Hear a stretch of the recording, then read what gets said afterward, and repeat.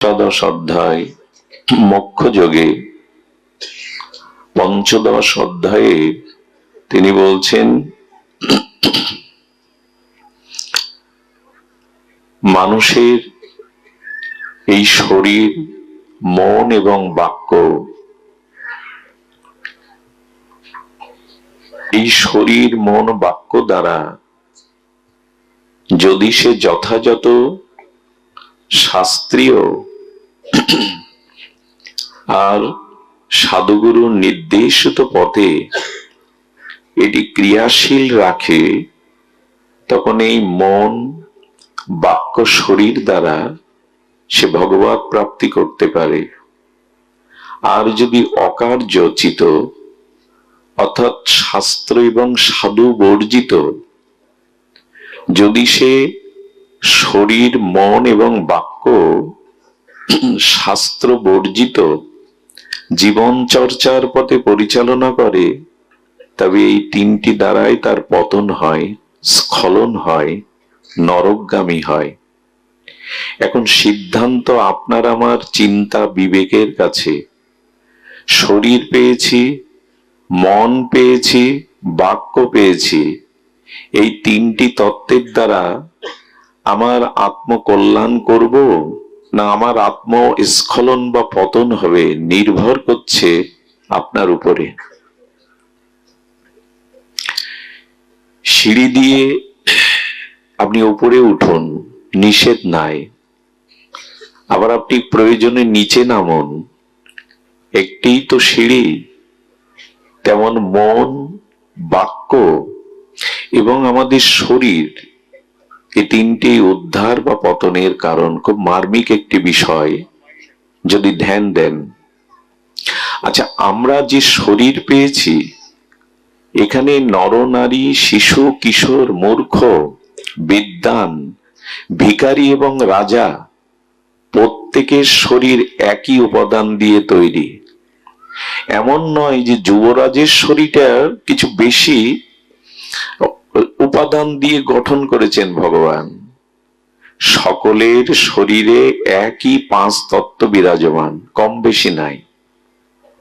আচ্ছা, শরীর একই বস্তু দিয়ে, একই উপাদান দিয়ে প্রত্যেকের শরীর নির্মাণ হয়েছে। আবার ভগবান বললেন, রাজার জন্য বা প্রজার জন্য 24 ঘন্টা সময় সকলের জন্য বরাদ্দ। দিন রাত 24 ঘন্টা। রাজা বেশি প্রয়োজনীয় বলে তার জন্য 26 বা 28 ঘন্টা নয়, সকলের জন্য 24 ঘন্টা। আবার সকলের জন্য সূর্য, চন্দ্র, মাটি, বায়ু, জল সমানভাবে আমি দিয়েছি। নির্ভর করছে এই শরীর পেয়ে তুমি অকার্য অশাস্ত্রীয় কাজের দ্বারা তুমি পতন করবে নিজের, না উদ্ধার হবে। শরীর ব্রহ্ম সাধনার খলু, অর্থাৎ ব্রহ্ম সাধনার উপকরণ, আবার শরীরই পতনেরও উপকরণ। নির্ভর করছে আপনার উপরে। দেখবেন, একই মনুষ্য শরীর পেয়েছি, একই চন্দ্র সূর্য, একই আলো বাতাস পেয়েছি, কারো পতন হচ্ছে, কারো উদ্ধার হচ্ছে। কেন? সকলের জন্য সুযোগটা তো সমান নাকি? 24 ঘন্টা তো সকলের জন্য সমান। গীতা আপনার জন্য আমার জন্য না, এমন কি? সকলের জন্য সব ব্যবস্থা যদি সমান হয়, কেউ উদ্ধার হচ্ছে, কারো পতন হচ্ছে কেন? এর কারণ এই শরীর, বাক্য এবং মন আমরা অশাস্ত্রীয় কাজে যদি নিয়োগ করি, তাহলে এর দ্বারাই আমাদের পতন হবে। আর যদি শাস্ত্রীয় বা গুরু আনুগত্য নিয়ে, সাধু আনুগত্য নিয়ে এই তিনটে ক্রিয়া পরিচালনা করি, তবে আপনি দেবতাদেরও ঊর্ধ্বে উঠতে পারবেন। নির্ভর করছে আপনার চিন্তা, চেতনা, মনের উপরে। শরীরটাকে কাজে লাগান। এখন তো গৃহে আপনি আস্বাদ্য চর্বচেষ্য লেজ্জ পেয়ে আর সারাদিনের কর্মক্লান্ত শরীরটা বিশ্রাম নিতে পারতেন। আহার আদি করে বিনোদনমূলক অনুষ্ঠান দেখতে পারতেন, পরিবারের সকলকে নিয়ে গল্পগুজব করতে পারতেন, কিন্তু আপনারা তা করেননি। কারণ জেনেছেন একটা বৃষ্টির বিন্দু পৃথিবীতে পড়লে তার স্থায়িত্ব খুব বেশিক্ষণ থাকে না। একটি বৃষ্টির বিন্দুর মতো আমাদেরও আয়ু কখন ফুরাবে জানি না। এজন্য শরীরটাকে কাজে লাগাতে হবে, ভজনে, সাধু সঙ্গে। এই জন্য এসেছেন আপনারা। তো একই শরীর, কেউ পাশে থেকেও সে এখন জাগতিক প্রাকৃত দেহ সুখ ভোগ করছে, আর কেউ আপনারা মাটিতে বসে সাধুগুরুর চরণ ধুলি মাখছেন। নির্ভর করছে এই শরীরটাকে আপনি কি কাজে লাগাবেন। দ্বিতীয় বাকি থাকলো বাক্য। দেখুন, এই যে শব্দ, একে বলে ব্রহ্ম। শব্দ, খুব ধ্যান দিন, শব্দ ব্রহ্ম। শব্দ, আচ্ছা, একটি শব্দের দ্বারা বিধ্বংসী, লোকক্ষয়ী, রক্তক্ষয়, যুদ্ধ বাঁধতে পারে। আবার একটি শব্দের দ্বারা পৃথিবীতে যুদ্ধ থেমে গিয়ে শান্তি প্রতিষ্ঠা হতে পারে, বাক্যের দ্বারা। এদিকে ধ্যান দিন, চরণধুলি পরে নিবেন, এদিকে ধ্যান দিন। কি হয়েছে? একটি বাক্যের দ্বারা লোকক্ষয় এবং ভয়ানক যুদ্ধ সংগঠিত হতে পারে, আবার এই বাক্যের দ্বারা শান্তি প্রতিষ্ঠা হতে পারে। শব্দ ব্রহ্ম, পরম ব্রহ্মকে নিস্নাত হলে পরম ব্রহ্ম পাওয়া যায়। আবার এই শব্দ দ্বারা যদি অশাস্ত্রীয় শব্দ আপনি প্রয়োগ করেন, তাহলে এই শব্দের দ্বারাই আপনার অধঃপতন নিশ্চিত হতে পারে। কেমন জানেন? কুরুক্ষেত্রের এত বড় ভয়ানক লোকক্ষয়, রক্তের বন্যা বয়ে গিয়েছিল শুধু একটা শব্দের কারণে। এই জন্য মুখের বাক্যগুলো খুব হিসাব করে প্রয়োগ করতে হবে। দুর্যোধন ভগবান শ্রীকৃষ্ণকেই বলেছিল, কথাটি আপনাদের জানা, বিনা যুদ্ধে সুচাগ্র মেদিনী। এই কথাটাই কুরুক্ষেত্রের যুদ্ধ বাদিয়ে দিল। শ্রীকৃষ্ণ সন্ধি বা শান্তির প্রস্তাব নিয়ে গিয়েছিলেন, কিন্তু বলেছিল বিনা যুদ্ধে আমি ছুঁচের অগ্রে মেদিনী, মানে মাটি। ভগবান কৃষ্ণ বললেন, গ্যাংগ্রিন আঙুলে হলে অপারেশন করতে হবে, তাহলে পুরো শরীর নষ্ট হয়ে যাবে। দুর্যোধনের এই একটা বাক্যেই শতভাই হারালো, তাদের ভাতৃবধূগণ বিধবা হলো, রক্তের গঙ্গা বয়ে গেল। কুরুক্ষেত্রের এই বিধ্বংসী ভয়ানক লোকক্ষয় পৃথিবীতে এর মতো আর হয়নি একটা বাক্যের দ্বারা। তেমনি আপনার মুখের একটা কথার দ্বারা ভক্তি চলে গিয়ে অপরাধে আপনার পতন হতে পারে, জীবন বিধ্বংসী হতে পারে। এই জন্য ঠাকুর মশাই বলেছেন, প্রয়োজন ছাড়া আন কথা মুখে বলবেন না। 10টা আন কথা বললে তার মধ্যে 2-4টি অপরাধমূলক পরনিন্দা, সাধুনিন্দা এসে যাবে, যার দ্বারা আপনার ভজনে বিঘাতক হয়ে অন্তরায় হয়ে যেতে পারে। কথা যত সংযত বলবেন, কথা যত শাস্ত্রীয় বলবেন, কথা যত বিবেক এবং বিচার দ্বারা বলবেন, ততই বাক্য আপনার আত্মকল্যাণের, আপনার উদ্ধারের পথ রচনা করে দেবে। আবার এই বাক্যই জগতে পতন, স্খলনের কারণ হয়ে দাঁড়াবে। নির্ভর করছে আপনার উপরে। এখানে কেন এসেছেন জানেন? নিজের আত্মকল্যাণের জন্য এই মহাজন বাণী, ভাগবত গীতার চিন্ময় বাণী, সাধু মহতের অনুভব বেদ্য ভজন অনুভূতির রসে এই বাণীগুলো ধারণ করার জন্য, বিবেককে জাগানোর জন্য। একটি কথায়, মন্থরার একটি কথায় অযোধ্যাকে আগুন লাগিয়ে দিল। দশরথের মৃত্যুর কারণ হলো ভগবানকে বনবাসে যেতে হলো, কইকেয়ী, সুমিত্রা, কৌশল্যাকে বিধবা হতে হলো শুধু মন্থরার একটি কথায়। আমরা কি বলি? কথা হিসাব করে বলি? ঠাকুরমশাই বললেন, পারমার্থিক কথা ছাড়া যেটুকু প্রয়োজন সেটুকুই বলো। কথাই নির্ণয় করে দেয় তোমার ব্যক্তিত্ব, তোমার চলা বলা, আর যা কিছু যুদ্ধ বিগ্রহ তাই বাক্য বাণের দ্বারা। কাউকে তীর বা বান মারলে ক্ষতস্থানটা নিরাময় হয়ে যেতে পারে, কিন্তু বাক্যবান এমন একটা বান, এর ক্ষত সারা জীবনেও সারে না। লক্ষ্য করেছেন? বাক্যবান এটা এই যুদ্ধের বানের থেকে ভয়ানক। কারো গায়ে তীরের বান লাগলে নিরাময় হতে পারে, কয়েক বছরে সেরে যেতে পারে, কিন্তু বাক্যবানটা সারা জীবন ক্ষত তৈরি করে। দ্রৌপদীকে অপমান করার এই স্পৃহাটা, বস্ত্রহরণের স্পৃহাটা দুর্যোধনের কবে জেগেছিল জানেন? ইন্দ্রপ্রস্থে গিয়েছিল দুর্যোধন। ভগবান শ্রীকৃষ্ণ বিশ্বকর্মার দ্বারা নির্মাণ করেছিলেন এই চিন্ময় একটি গৃহ, ইন্দ্রপ্রস্থ। ওখানে জল আছে সামনে, কিন্তু মনে হবে সমান। দুর্যোধন ওই সমান জায়গা মনে করে ওখানে হাঁটতে গিয়ে জলে পড়ে গিয়ে হাবুডুবু খেলো। দ্রৌপদী উপহাস করে একটা কথা বলেছিল, অন্ধের পুত্র তো অন্ধই হয়। দুর্যোধন মনে মনে প্রতিজ্ঞা করেছিল, সময় এলে প্রতিশোধ আমি তোমার বস্ত্র হরণের দ্বারা নেব। বাক্যকে সংযত করে বলুন, বাক্যটাকে নিয়ন্ত্রণ করে বলুন, তাহলে জীবনের কল্যাণের পথ রচনা হবে। হচ্ছেন ভগবান শরীর ও বাক মন অভিদ, শরীর বাক্য এবং তোমার উদ্ধার নিশ্চিত, তোমার কল্যাণ নিশ্চিত। তুমি দেবতাদেরও বরেণ্য আসন পেতে পারো, কিন্তু শরীর বাক্য মন যদি অশাস্ত্রীয় প্রয়োগ করো জীবনে, তোমার অধঃপতন পশুদের থেকে নিচে নেমে যাবে। আমরা সতর্ক কই। শুধু এখানে আসবো, হই হুল্লোড় করে প্রসাদ পেয়ে বাড়ি যাব, কিছু নিয়ে যাব না, এমন তো নয়।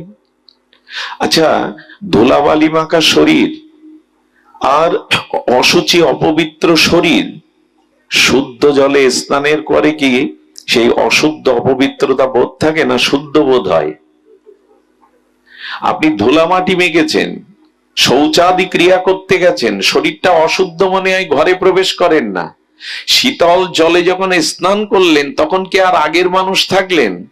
সাধু সঙ্গ তাই। এসেছিলাম হৃদয়ের সেই অপবিত্রতা, হৃদয়ের সেই অশুদ্ধতা ধুতে, স্নান করতে। এই সাধু সরোবরে হরিকথার ও পবিত্র ভক্তির জলে স্নান করে যদি পবিত্রই না হলাম, এখানে শুধু টাকা ব্যয় করলাম। এই লাইট প্যান্ডেলে টাকা ব্যয় হলো, এদের টাকাগুলো ব্যয় হলো, আমাদের কিছু হলো না। স্নানের আগের মানুষটা আর স্নানের পরের মানুষটা এক নয়। সাধু সঙ্গ তাকেই বলে যে শরীর যে মন নিয়ে এসেছিলাম ওটা কিছু পরিবর্তন করে চলে গেলাম, এরই নাম সাধু সঙ্গ। তাকে আর হয়, অনেকের হয়, আমার মতো যারা তাদের হয় না। আর এই তিনটি ক্রিয়া, আরেকটি হলো মন। আমি পূর্বেই বলেছি, একই তালা এক চাবি দিয়েই বদ্ধ করা যায়, খোলাও যায়। একই তালা চাবি কটা? লাগাবার জন্য একটা আর খোলার জন্য আর একটা, হয় কি? একই চাবি দিয়ে এপাশ মোড়ালে খুলে যায় আর এপাশ মোড়ালে লেগে যায়। আপনার মনের অবস্থা ওই চাবির মতো। যদি শাস্ত্রীয় ভাবে মনটাকে পরিচালনা করেন, সৎ চিন্তা, সৎ ভাবনা, ঈশ্বরের নাম রূপ লীলা, তবে বাঁধন খুলে গেল, আর জন্ম মৃত্যু চক্রের বাঁধনে আপনি বদ্ধ নন। কিন্তু যদি বিপরীতে অশাস্ত্রীয় ভাবে মনে কুচিন্তা, কুভাবনা, অসৎ চিন্তা করতে থাকেন, একই চাবি বদ্ধ করে দিল, আসা যাওয়া ফুরাবে না। মন কি ভাবে আমাদের? মন ভাবনাটা কি করে? মনকে বলা হচ্ছে মনেরও স্মরণ প্রাণ, ভগবানের নাম, ভগবানের লীলা, সৎ চিন্তা মনকে দাও, তাতে মনও বেঁচে যাবে, তুমিও সুস্থ হবে। তোমাকে কাম ক্রোধ কুরে কুরে আর খাবে না, পাপের চিন্তা তোমাকে কুরে কুরে খাবে না। মন যাদের শুদ্ধ, মন যাদের ভগবত চিন্তনে রত, এরা পাপের চিন্তা আসলে লজ্জায় মরে যায়। এই মনে পাপের ভাবনা এলো, অনুশোচনা দগ্ধীভূত হয়, এদের কাছে দাঁড়াতে পারে না পাপ চিন্তা, অসৎ চিন্তা। এই জন্য দয়া করে বাক্যকে, মনকে, শরীরকে শাস্ত্রীয় অনুশাসনে, শ্রীগুরু সাধুদের আনুগত্যে এটা সিঁড়ি করুন, যাতে মুক্তি পেতে পারেন, কল্যাণ পেতে পারেন, ভক্তি পেতে পারেন। কিন্তু এগুলি অশাস্ত্রীয় দ্বারা যেন নিচে না নামে, এই কথা বলবার জন্য ভগবান বলছেন যে দেখো এগুলিকে নিয়ন্ত্রণ করো। আমরা যেন এটি নিয়ন্ত্রণের পথে চলি। তবে হ্যাঁ, নিয়ন্ত্রণ বললেই হবে না। আচ্ছা লক্ষ্য করুন তো, গাছের ডালের একটা শুকনো কাঠ নদীতে পড়ে গেল, ওটা ডুববে না ভাসবে? ভাসবে, কিন্তু ডুববে। কখন ডুববে? ওই শুষ্ক কাঠটা নদীতে ভাসতে ভাসতে ওর ভিতরে জল প্রবেশ করবে, কিন্তু জল প্রবেশ করলেও কাঠ ডোবে না। নদীতে যে পলি মাটি আছে না, নদীতে যে মাটি আছে, বালি আছে, ওগুলোই জলের সাথে সাথে ওর গায়ে জড়িয়ে যাবে। যত ধুলাগুলি পলি মাটিগুলো জমবে, ওর ভিতরে নদীর জল যত প্রবেশ করবে, তখনই আর কাঠটা অনেক কাল জোয়ার ভাটায় ভাসছিল তখন ডুবে যাবে। ঠিক তেমনি আমাদের মনটা যদি এই সংসার সাগরে ভাসতে ভাসতে কোনদিন সাধুগুরুর এই হরি কথার অমৃত রস আমাদের হৃদয়ে যেতে থাকে কর্ণ দিয়ে, আর সাধুগুরুর চরণ ধুলি যদি মাখতে থাকি, একদিন না একদিন ভগবান প্রেম সাগরে ডুবে যাবই যাব। ডোবা সম্ভব, ডুবে যাওয়া সম্ভব। শুকনো কাঠটাতে জল প্রবেশ করান, আর ধুলা পলিমাটি গুলোর গায়ে লাগতে দিন, একদিনও ডুবে যাবে। সাধুগুরুর চরণ ধুলিতে এবং এই ভক্তি প্রবাহমান হরি কথার পূর্ণ বাড়ি যদি অন্তরে প্রবেশ করে হৃদয়ে, তবে জানলেন ডুবলেন প্রেম সাগরে, আর ভাসতে হবে না। এই জন্ম মৃত্যু কর্মফলে আপনাকে আর ভাসতে হবে না।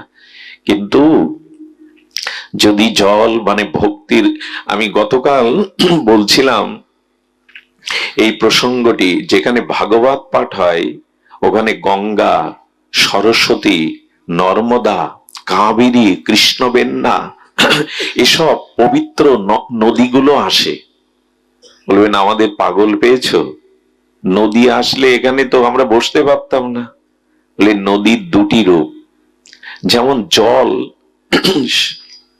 বরফ হয়ে যায়, জলের কি আকার আছে চার কোনা, কিন্তু বরফের রং বা আকার আছে। আবার বরফটা গলে গেলে জল হয়। তেমন গঙ্গার একটা দেবী মূর্তি আছে, আর গঙ্গার বিগলিত রসধারা হলো এই গঙ্গা। বুঝতে পারছেন? গঙ্গার একটি মূর্তি আছে, দেবী মূর্তি।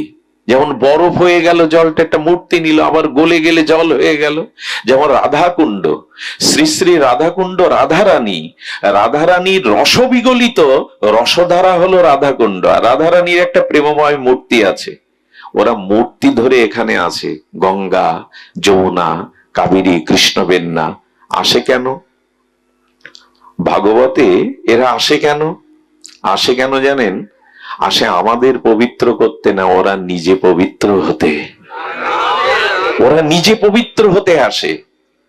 বলো গঙ্গা পবিত্র হতে আসে, আমরাই তো গঙ্গায় যাই পবিত্র হতে, পাপ পাপ ধুয়ে আসতে। বলে যে পাপগুলো আমার মতো ব্যক্তি গঙ্গায় ধুয়ে আসে, ওই পাপকে বিনষ্ট করার জন্য গঙ্গা হরিকথাতে এসে বসে।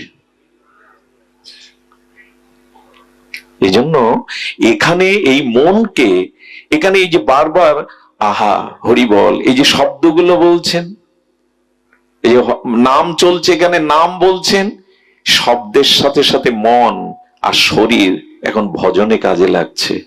এর দ্বারাই কেবল আত্মকল্যাণ হতে পারে। গঙ্গা যমুনাও তাদের কাছে রেখে হওয়া পাপ মলিনতা দূরের জন্য ভাগবতে এসে বসে। আমাদের সেই রুচি পায় না তো, শ্রদ্ধার সহিত ভাগবত নিতে হবে, না হলে হবে না। তবে একটা জিনিস বলি, 20 গ্রাম লোহাকে ভাসাতে পারবেন না। 10-20 গ্রাম 1 কেজি লোহা জলে বা নদীতে সাগরে দিলে ডুবে যাবে। কিন্তু ওই লোহাটা যদি একটু বড় কড়াই করে পাত্র করে ছেড়ে দেন, কড়াই, লোহাটা গলিয়ে ছাঁচে গলিয়ে কড়াই করে ছেড়ে দিন, একই তো লোহা, ডোবে না, ভাসে। আমি বলতে চেয়েছিলাম বাক্যের দ্বারা, মনের দ্বারা এবং শরীরের দ্বারা যদি পাত্র হতে পারেন, তখন এই সংসার আপনাকে ডোবাবে না, ভাসাবে। আপনি ভাসতে পারবেন। লোহা ডুবে যায়, কিন্তু লোহাকে ছাঁচে ফেলে কড়াই তৈরি করে ছেড়ে দিন। কড়া আছে না, রন্ধনের যে কড়া, ওটা দিলে ভাসবে। নিজেকে পাত্র করুন। দেখুন, এই জ্ঞান, এই প্রেম ভক্তি নেওয়ার জন্য পাত্র হতে হবে আগে। কেমন জানেন? বৃষ্টির বিন্দু জলধারা হয়ে পড়ছে, সেই বৃষ্টির ফোঁটাটা, বৃষ্টির জলধারাটা কোন মলিন মাটির উপরে, দূষিত নর্দমার উপরে পড়লো। বৃষ্টির জল কি শুদ্ধ দেখাবে বা থাকবে? থাকবে কি? কিন্তু সরোবরে পদ্ম পাতার উপরে যদি বৃষ্টির জলবিন্দু পড়ে, কি হয়? জল যতটা শুদ্ধ, তার থেকে মুক্তার মতো চকমক করে। অথচ একই জল পাশে যদি কোনো মাটিতে পড়ে, দূষিত জলে পড়ে, ওটা তো নয়, পাত্রের পক্ষপাতিত্ব। সেই মন ও বাক্য শরীর পাত্র করেছি তো, যে এখানে এই ভগবানের বাণীগুলো হীরার মতো জল জল করবে। এজন্য পাত্র হতে হবে। 100 মণ লোহা ভেসে যেতে পারে যদি কাঠের সাথে নৌকা করে ছেড়ে দেন, তখন আর লোহা ডুববে না। তা যারা সাধু সঙ্গ, ভগবানের নাম রূপ লীলার সাথে যুক্ত হয়েছে, তারা ডুববে না, বরঞ্চ ওই লোহা তখন ওপারে নিয়ে যাবে। ও তো ভাসবে, আর আপনাকেও ভাসিয়ে ওপারে নিয়ে যাবে। এই জন্য প্রয়োজন হলো আপনাকে তৈরি হতে হবে, পাত্র হতে হবে। এই পাত্রটা যতদিন না হতে পারছি, ততদিন এই আসা যাওয়া সার্থক হবে না, সাধু সঙ্গ হরি কথা সার্থক হবে না। পাত্র হতে হবে। কি করে হবেন? এই কথাটা লিখে নিন। যারা যেখানে দাঁড়িয়ে বসে আছেন, করুণা করে, দয়া করে হাত জোড় করে বলছি, কথাটা লিখে নিন। কেমন জানেন কেমন করে পাত্র হবেন? আমি বহু আগেও কথাটা বলেছি। এক রিক্সাওয়ালা না, এক সৌম্য সুদর্শন এক মহাপুরুষকে প্রশ্ন করছে, আপনি তো মহাপুরুষ, পৃথিবীতে সব থেকে বড় কি? মহাপুরুষ উত্তর দিচ্ছেন, তোমার প্রশ্নের মধ্যে ওই বড়টা আছে, পৃথিবী সব থেকে বড়। আমাদের সামনে সব থেকে বড় কি? পৃথিবীটাই তো। তখন রিক্সাওয়ালা আবার প্রশ্ন করছেন, পৃথিবীর থেকে বড় কিছু আছে কি? বলে হ্যাঁ আছে। বলে কে? বলে পৃথিবীকে যে ধারণ করেছে, সে পৃথিবীর থেকে বড়। বলে পৃথিবীকে কে ধারণ করেছে? বলো, চতুর্ভুজের মূল সংকর্ষণ অংশের অংশ কলাংশু অংশাশু অনন্ত শেষ নাগ পৃথিবীকে ধারণ করে আছে। বেদে কি বলছেন? ভাগবতে অনন্ত নাগ পৃথিবীটাকে, তো যে যাকে ধারণ করে সেই তো বড়। তো পৃথিবীকে ধারণ করে আছে অনন্ত শেষ নাগ। আবার রিক্সাওয়ালার প্রশ্ন, শেষ নাগের থেকে কেউ বড় আছে? বলো আছে, শেষ নাগকে যে ধারণ করেছে সেই বড়। যে যাকে ধারণ করে, বলে শেষ নাগকে কে ধারণ করেছেন? বলে ভগবান ঝুটঝুটি শঙ্কর, ভগবানের শিবের গলায় শেষ নাগ ধারণ হয়ে আছে। বলে শিব বড়। বলে ভগবান শিবের থেকে কে বড়? বলে শিব ঠাকুরকে যে ধারণ করে আছে। শিব ঠাকুরকে কে ধারণ করেছে? শুনুন, একবার লঙ্কেশ ত্রিলোক বিজয়ী দেবতাদের ত্রাস দশানন রাবণ গেল কৈলাসে। গিয়ে দেখছে ভগবান শঙ্করকে প্রণামের জন্য যোগী ঋষি মুনি ধ্যানীরা দাঁড়িয়ে লাইন দিয়ে। কিছু মানুষের অভিমান আছে, অহংকার আছে, আমি বড়, আমি লাইনে দাঁড়িয়ে প্রণাম করব গুরুদেবকে। ও করেছে কি, রাবণ কৈলাস সহ হাত করে উঁচু করে ধরেছে, কৈলাস সহ। শিব ঠাকুর দুলছে, হাতে তুললে কি হবে? কৈলাসটা টালমাটাল অবস্থা। মা পার্বতীকে বলছে, কৈলাসে তো ভূমিকম্প হওয়ার কথা না। বলে ভূমিকম্প হয়নি, আর আপনার এক চেলা প্রণাম না করতে পেরে লাইনে দাঁড়িয়ে এসে কৈলাসকেই তুলে ধরেছে হাতের উপরে। রাবণ এত শক্তিশালী ছিল। রাবণকে ডেকে ভগবান শিব বললেন, তোমাকে আর আসতে হবে না প্রণাম করতে, প্রণাম নিতে আমি তোমার লঙ্কায় যাব প্রতিদিন। এবার প্রতিদিন ভূমিকম্প আর তুলে ধরবে। বলছে রাবণের থেকে বড় কে? রিকশাওয়ালার আবার প্রশ্ন, রাবণের থেকে কে বড়? বললো, রাবণকে যে বিনাশ করেছে সেই রামই বড়, ভগবানই বড়। এবার রিকশাওয়ালার চোখ বড় বড় হয়ে গেছে, ভগবানের থেকে বড় কি কিছু আছে? সাধু মৃদু হেসে বললেন, ভগবানকে যে ধারণ করেছে সে ভগবানের থেকেও বড়।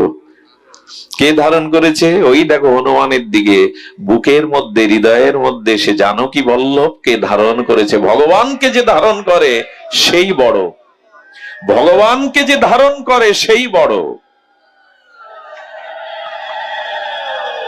রিকশাওয়ালা অবাক হয়ে বলছে, ও তাহলে ভগবানের থেকে ভক্ত বড়? বলে, তাই তো শাস্ত্র বলে, হৃদয়ে তো ভক্তই ভগবানকে ধারণ করে রাখে। এখন আপনাদের ওই যে কথাটা লিখে নিতে বলছি সেই কথাটা হলো এই, একবার রামদাস বাবাজি মহারাজ কীর্তন করছিলেন বাঁকুড়াতে। রামদাস বাবাজি মহারাজের কীর্তন যারা শুনেছে তাদের প্রেম হয়ে গেছে, ভক্তির গঙ্গা বয়ে যেত। তো রামদাস বাবাজি মহারাজের কীর্তনের পরে কীর্তন শুনতে আমন্ত্রিত হয়ে এসেছিলেন ব্রহ্মজ্ঞ ঋষি, কে জানেন? জয় দয়াল গোয়েন্দাকা, গীতা প্রেজের সত্ত্বাধিকারী ছিলেন এই ব্রহ্মজ্ঞ লীন মহাপুরুষ। বাবাজি মহারাজকে বলছেন, এটা প্রশ্ন করছেন, कैसे झूठ मिलेगा প্রেম?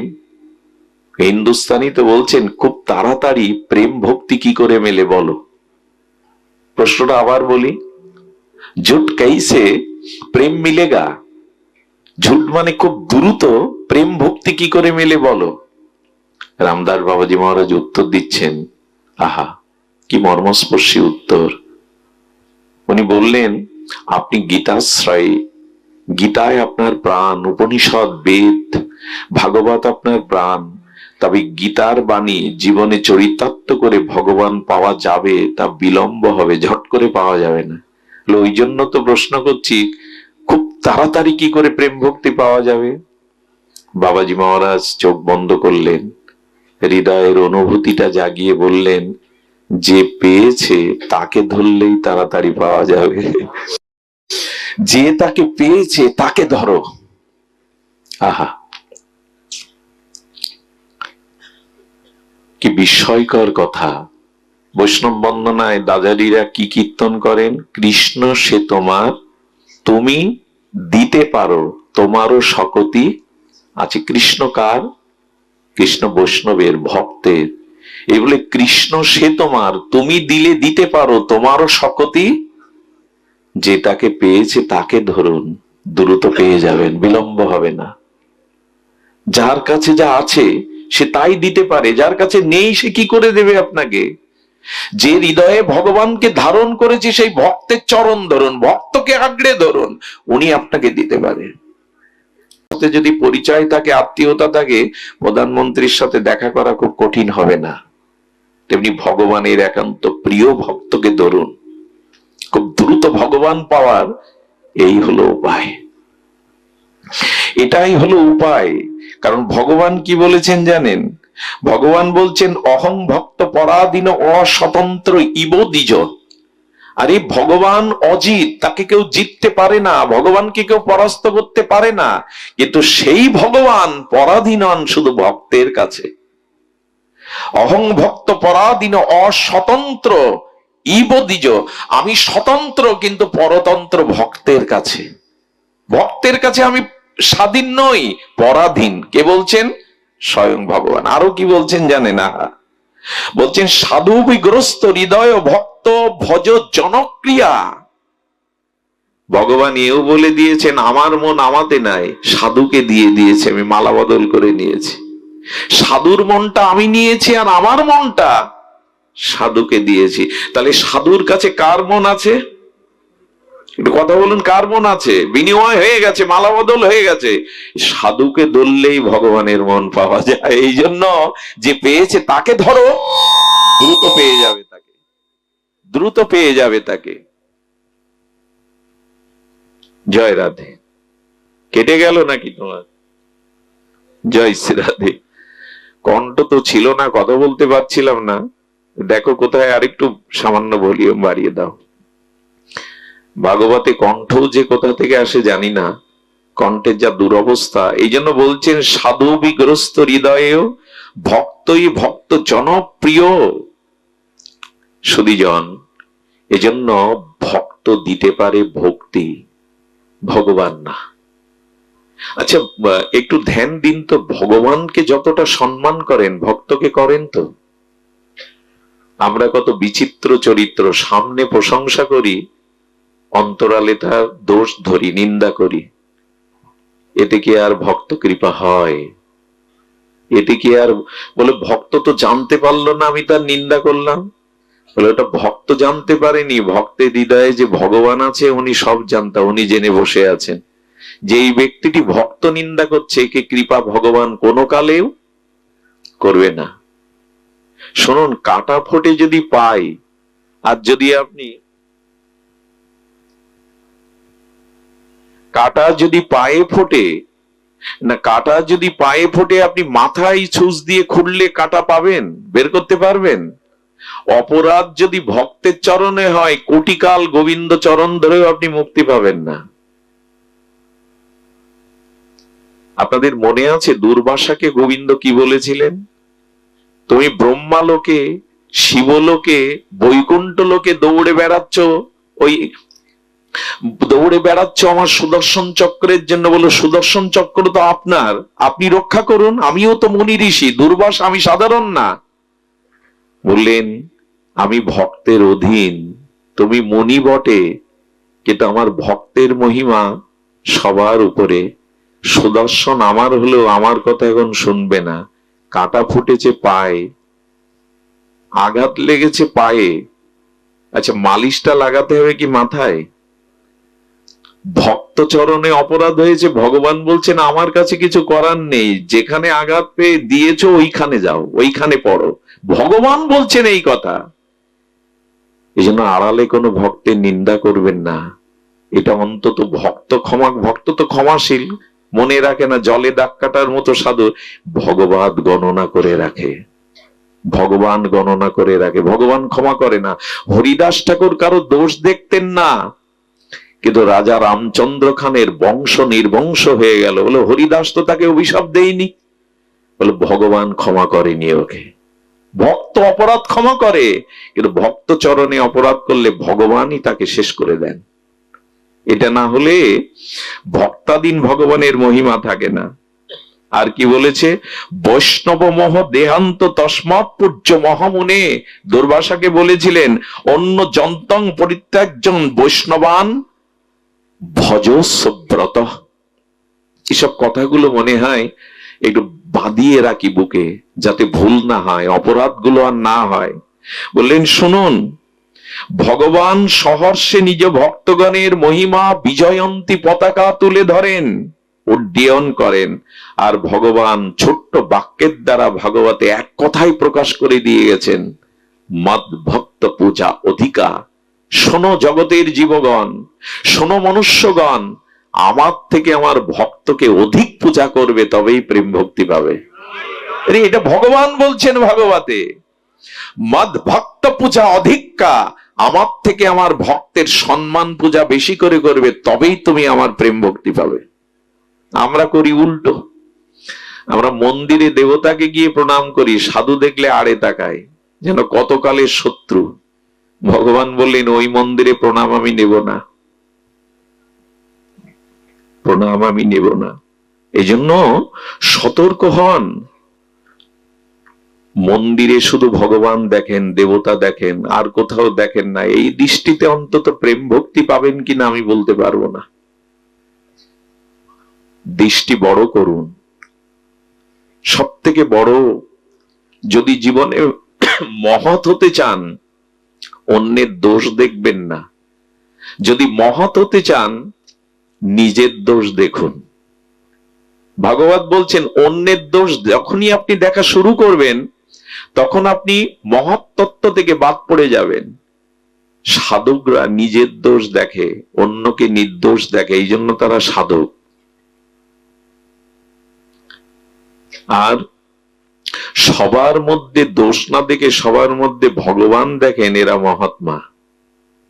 এরা কুকুরের মধ্যেও ভগবান দেখে। যে ওর মধ্যেও ভগবান আছে। এজন্য দৃষ্টিটাকে প্রসারিত করুন, ভক্ত অপরাধ থেকে দূরে থাকুন। কোটি ভজন করেও একবার নিত্যানন্দ বংশ অবতংশ কলকাতায় কীর্তন করছিলেন।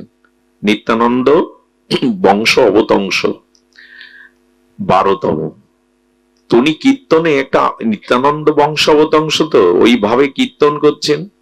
এক কলেজ পড়ুয়া নাস্তিক ছেলে ওখানে উপস্থিত। এত ভাব দেখায় কেন, একটু পরীক্ষা করি, একটা সুস কিনে এনেছে বাজার থেকে। সেই ধারালো সুসটা উনি কীর্তনের আবেশে আছেন, এপর ওপর করে পায়ে ফুটিয়ে দিয়েছেন, কিন্তু উনি বুঝতে পারেননি।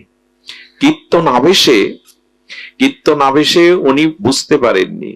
ছোটবেলায় যখন ফুটবল খেলতেন আপনারা, কত কাটা ফুটে গেছে, কাছে কেটে গেছে, খেলার আনন্দে বুঝতে পারেননি। খেলা শেষে স্নান করতে গিয়ে দেখলেন একটা কাছ ফুটে আছে, ওই যে খেলার আনন্দে আবেশ ছিল না। তেমনি কীর্তন আনন্দে সুসটা এফোড় ওপড় করেছে, আবেশ ছিল না। রাত্রে যখন ঘুমাতে যায় যন্ত্রণায় পাটা ফুলে গেল, যন্ত্রণায় সারা রাত কাতরালেন। ভোরবেলা থেকে শুরু হলো সেই যুবকের বাড়ির প্রত্যেকটা ব্যক্তির রক্ত বমি, আর থামে না। হাসপাতালে মৃত্যুর সাথে যখন পাঞ্জা লড়ছে, একজন প্রাজ্ঞ ব্যক্তি বলছেন, কোন অপরাধ কেউ করেছে তোমার গৃহে, তাড়াতাড়ি বলো কি অপরাধ, নালে কাউকে বাঁচানো যাবে না। ছেলেটা কাঁপতে কাঁপতে বললে, এই করেছিলাম আমি। বলো, বাঁচবার একটাই উপায়, ওনার চরণে গিয়ে ক্ষমা প্রার্থনা করো। এসে যখন কেঁদে পড়লেন, পিতা মাতা সন্তান সবার মনুষ্য অবস্থা দেখে, তখনই মাথায় হাত দিয়ে বললেন, আর কখনো কোন সাধুকে এভাবে পরীক্ষা করতে যেও না। উনি তুলে নিলেন হাত, সকলেই নিরাময় হয়ে গেল। আমাদের জীবনে যা কিছু বিঘ্ন আসে, তার কারণ হলো কোনো না কখনো আমরা কোনো ভক্ত চরণে অপরাধ করে বসি। ভগবান কোটি অপরাধ ক্ষমা করে দেন, কিন্তু ভক্ত অপরাধ ভগবান ক্ষমা করেন না। সতর্ক থাকুন, ভজন কম হোক, ভজন সাধন হরিনাম অল্প হোক, অপরাধ যেন না হয়, তাহলে পার পেয়ে যাবেন। অল্প ভজনেও প্রেম পেয়ে যাবেন। কিন্তু অপরাধ করছেন, আবার আপনি দিনরাত ভজন করছেন, বিলম্ব হবে, পাবেন না। ভজন অল্প হোক, অপরাধ কম হোক। আমি দেখেছি, একটা কথা বলি, অপরাধ নেবেন না। আমরা যখন পাঠ থেকে নামি, তখন অনেকেই এমন আচরণ করেন, প্রণাম করার জন্য একজন বৃদ্ধার গায়ে পা লেগে গেল, একটা শিশু গায়ে আপনি আঘাত দিয়ে দিলেন, কেউ আসতে গিয়ে তাকে ঠেলে ফেলে দিলেন। আচ্ছা, ওই ভক্ত যদি মনে কষ্ট পেয়ে আপনার দিকে একবার অপরাধের দৃষ্টি দিয়ে তাকায় না, এরকম সাধুর 1 কোটি জন্ম চরণ ধুলি নিয়ে আপনি পার পাবেন না। আপনি কেন মঙ্গল নিতে গিয়ে অপরাধে জড়িয়ে যাচ্ছেন? আচ্ছা, এইখানে যদি কোনো মহাপুরুষ আসে, তার পায়ে হাত দিয়ে প্রণাম করা লাগবে না, তিনি চলে গেলেন, তবু তার পায়ের ধুলো পাবেন, কারণ ধুলোটা তিনি নিয়ে যেতে পারেননি, এখানে রেখে। চরণ নিয়ে উনি চলে গেছেন, কিন্তু ধুলোটা উনি নিয়ে যেতে পারেননি। বৃন্দাবনের থেকে ভগবান নিত্য লীলায় অপ্রকট লীলায় চলে গেছেন, কিন্তু বৃন্দাবনের ধুলি গোবিন্দ সাথে নিয়ে যাননি। সব থেকে মহাত্মারা কি করে জানেন? সাধু চলে গেলে ওই যাওয়ার পথের দিকে তাকিয়ে থাকে, যেখানে যেখানে সে চরণ রেখেছিল ওই ধুলিটা নিয়ে মাথায় মাখে। একজনকে গা দিয়ে আঘাত দিয়ে, একজন বৃদ্ধাকে কষ্ট দিয়ে আপনি চরণ ধুলি নেওয়ার জন্য ব্যস্ত হয়ে গেলেন, এতে যে অপরাধ হলো তাতে এক প্রণামে কাজ হবে না। সাবধান থাকবেন, ভজনে যেন অপরাধ না জড়িয়ে যায়। পায়ে প্রণাম করলেই সব হয়ে যায় এরকম না, কাছে গিয়ে প্রণাম করতে হয় এমন না। সকালবেলা উঠে শুদ্ধ বৈষ্ণবকে স্মরণ করে প্রণাম করলেও তার আশীর্বাদটা আপনার কাছে চলে আসে স্মরণে। এই জন্য প্রণামের এটা বিধি নয়। প্রণামের বিধি হলো যথাযথ রূপে যদি আমরা